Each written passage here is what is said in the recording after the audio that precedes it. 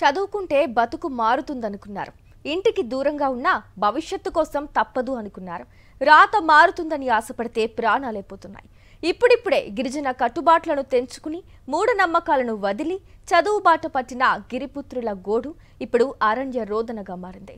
కూటమి సర్కార్ అధికారంలోకి వచ్చిన నాటి నుంచి గిరిజన సంక్షేమ హాస్టల్స్ పరిస్థితి దిగజారిపోయింది. ఇప్పటి వరకు విష జ్వరాలతో విద్యార్థులు కన్నుమూస్తే ఇప్పుడు పచ్చ కామెర్లతో తనువు చాలిస్తున్నారు.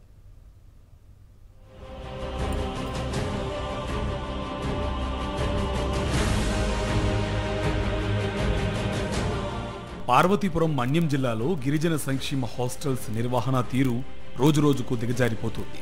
కూటమి ప్రభుత్వం వచ్చిన నాటి నుంచి విద్యార్థులు రోగాల బారిన పడుతున్నారు. మొన్నటి వరకు విషజ్వరాలతో విద్యార్థులు చనిపోతే ఇప్పుడు పచ్చకామర్లు వచ్చి చనిపోతున్న ఘటనలు చోటు చేసుకోవడం మరింత ఆందోళనకు గురిచేస్తుంది.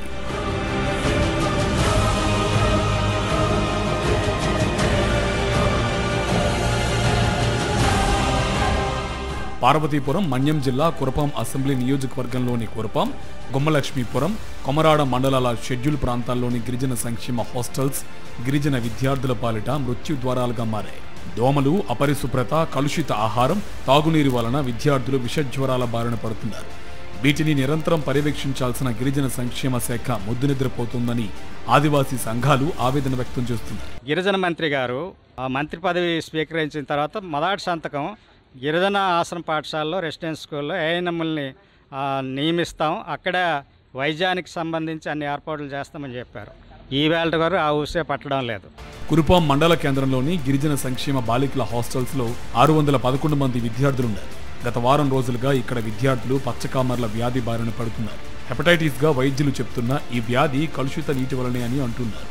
మొత్తం హాస్టల్ విద్యార్థులకు పరీక్షలు చేయగా 42 మంది విద్యార్థులకు హెపటైటిస్ ఉన్నట్టు నిర్ధారణ అయింది. వీరిలో 10th క్లాస్ విద్యార్థులు పువ్వల అంజలి, తోయే కల్పనలు మృతి చెందారు. మరో 8 మంది పలు ఆసుపత్రుల్లో చికిత్స పొందుతున్నారు. ఇప్పటికిద్దరు విద్యార్థులు చనిపోయారు. ఇప్పటికైనా గిరిజన సాములు ఇప్పటికైనా అరికట్టకపోతే దీనికి నైతిక బాధ్యత ఈ మంత్రి, జిల్లా మంత్రి ఇప్పటికైనా ఎమ్మెల్యే గారు ఒక ప్రకటన చేయలేదు. ఈరోజు ఇంత సాగు జరిగింది, కనీసం ఆ కుటుంబాన్ని సందర్శించలేదు, హాస్టల్ పరిశీలన చేయలేదు. గిరిజన సంక్షేమ శాఖ మంత్రి గుమ్మడి సంధ్యారాణి సొంత జిల్లాలో పరిస్థితి అధ్వానంగా ఉండడంతో ఆదివాసీ సంఘాలు, వైఎస్ఆర్సీపీ పార్టీ తీవ్రంగా తప్పుబడుతోంది.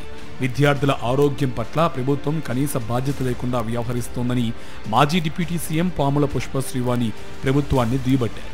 కురపాం ఆసుపత్రిలో చికిత్స పొందుతున్న బాలికలను పరామర్శించి వైద్యులను వివరాలు అడిగి తెలుసుకున్నారు. 2 విద్యార్థులు మరణించారని తెలిసినప్పటికీ స్థానిక ఎమ్మెల్యే గాని మంత్రి గాని ఎందుకు హాస్టల్కు రాలేదని నిలదీశారు. ఇంకా ఎంతమంది చనిపోవాలి?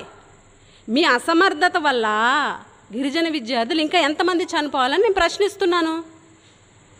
ఇప్పటికైనా హాస్టల్స్ అన్నిటికీ కూడా చెక్ చేయండి, రివ్యూ మీటింగ్ పెట్టండి. హాస్టల్లో గత వైఎస్ఆర్సీపీ ప్రభుత్వం ఏర్పాటు చేసిన ఆర్ఓ వాటర్ ప్లాంట్ 2 నెలలుగా మూలన పడేశారని, వర్షాలకు బోరు నీరు కలుషితం కాగా అదే నీటిని హాస్టల్ విద్యార్థులు తాగడానికి, వంటకు వినియోగిస్తున్నారని తేలింది.